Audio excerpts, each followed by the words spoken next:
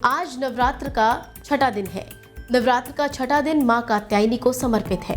इनकी पूजा से अद्भुत शक्ति का संचार होता है। अपने भक्तों को दुश्मनों का संहार करने में ये सक्षम बनाती है।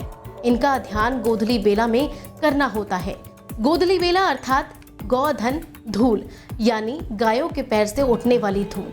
कहा जाता है कि पुराने समय में जब गाय जंगल से चरकर वापस आती थी तो पता चलता था कि शाम होने वाली है, इसलिए इस समय विशेष को गोधली बेला कहा जाने लगा। स्वर्ण आभा से दमकती चार भुजाधारी मां कात्यायनी। आज मां दुर्गा के सिद्ध स्वरूप मां कात्यायनी की पूजा का विधान है। शेर पर सवार स्वर्ण आभा से दमकती कात्यायनी स्वरूप में मां चार भुजाधारी है। माता का ये स्वरूप शस्त्र धारण करने वाला है। इस दिन मां के प्रिय रंग, पसंदीदा भोग और मंत्रों से मां को प्रसन्न किया जाता है। शास्त्रों में कहा गया है कि मां का स्वरूप स्वर्ण के समान चमकीला है और उनकी चार भुजाएं हैं। अपनी भुजाओं में माता ने तलवार, कमल, अभय मुद्रा और वर मुद्रा को धारण किया है।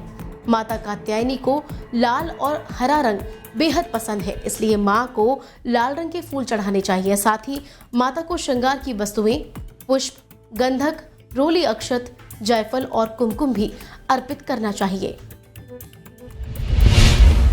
श्री कृष्ण को पति रूप में पाने के लिए गोपियों ने की थी मां की पूजा।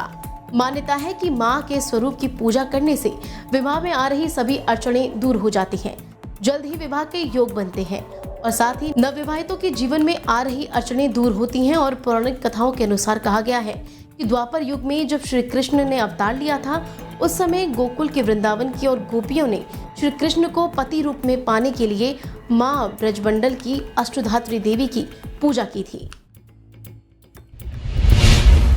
महर्षि कात्यायन की पुत्री के रूप में लिया था जन्म।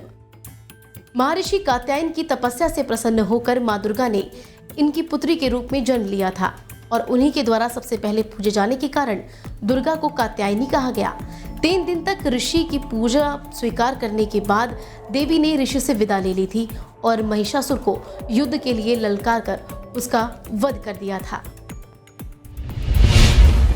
महिषासुर का वध कर महिषासुर मर्दिनी कहलाई मां कात्यायनी।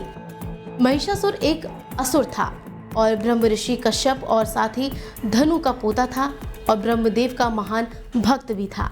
ब्रह्मदेव ने उसकी तपस्या से प्रसन्न होकर उसे वरदान दिया था कि कोई भी देवता या दानव उस पर विजय प्राप्त नहीं कर सकता। उसे लोगों के बीच धोखेबाज दानव के रूप में जाना जाने लगा था, क्योंकि ये स्वरूप और आकार बदलकर बुरे काम करता था। इसी दानव का अंत करने के लिए मां कात्यायनी का जन्म हुआ, जिसके बाद मां कात्यायनी को महिषासुर मर्दिनी कहा जाने लगा। आज भी मां कात्यायनी शक्तिपीठ उत्तर प्रदेश के मथुरा के पास वृंदावन में स्थित है, जो कि मां सती के 51 पीठों में से एक है। मां की पूजा और व्रत खासकर कुंवारी कन्याओं को करना चाहिए। मां कात्यायनी की पूजा के समय शहद का भोग लगाना चाहिए। फिलहाल बस इतना ही। आप सभी अपना ख्याल रखें और आप सभी को डेली 24 भारत की तरफ से नवरात्रि की हार्दिक शुभकामनाएं एवं बधाई।